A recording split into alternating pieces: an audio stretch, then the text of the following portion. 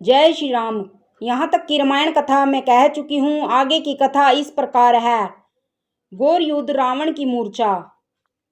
देवता हाहाकार करते हुए भागे। दुष्टों, मेरे आगे से कहाँ जा सकोगे। देवताओं को व्याकुल देखकर अंगद दौड़े और उछल कर रावण का पैर पकड़कर उसको पृथ्वी पर गिरा दिया।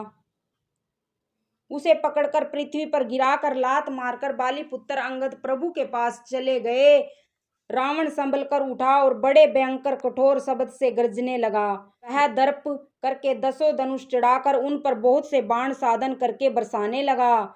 उसने सब योद्धाओं को घायल और भय से व्याकुल कर दिया और अपना बल देखकर वह हर्षित होने लगा।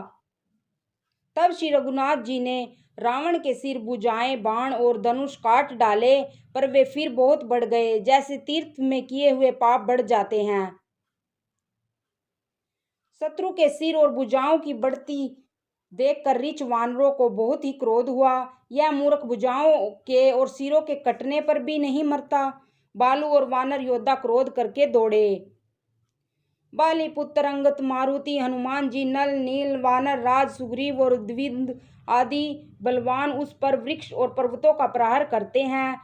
वह उन्हीं पर्वतों और वृक्षों को पकड़कर वानरों को मारता है।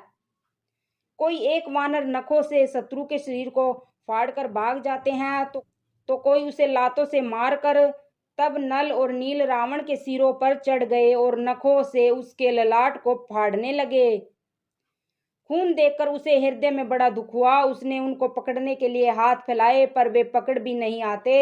हाथों के ऊपर ऊपर ही फिरते हैं, मानो 2 भोरे कमलों के वन में विचरण कर रहे हों। तब उसने क्रोध करके उछलकर दोनों को पकड़ लिया। पृथ्वी पर पटकते समय वे उसकी भुजाओं को मरोड़ कर भाग छूटे। फिर उसने क्रोध करके हाथों में 10 धनुष लिए और वानरों को बाणों से मारकर घायल कर दिया।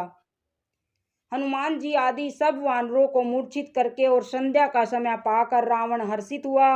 समस्त वानर वीरों को मूर्छित देखकर रणधीर जामवत दौड़े। जामवान के साथ जो बालू थे वे पर्वत और वृक्ष धारण किए हुए रावण को ललकार ललकार कर मारने लगे। बलवान रावण क्रोधित हुआ और पैर पकड़ पकड़ कर वह अनेकों योद्धाओं को पृथ्वी पर पटकने लगा।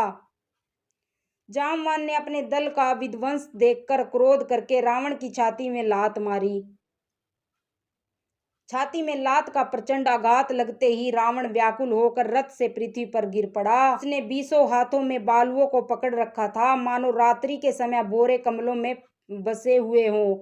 उसे मूर्छित देखकर फिर लात मारकर ऋक्षराज जामवन प्रभु के पास चले। रात्रि जानकर सारथी रावण को रथ में डालकर उसे होश में लाने का उपाय करने लगे।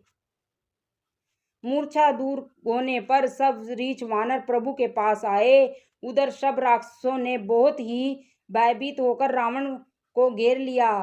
जय श्री राम।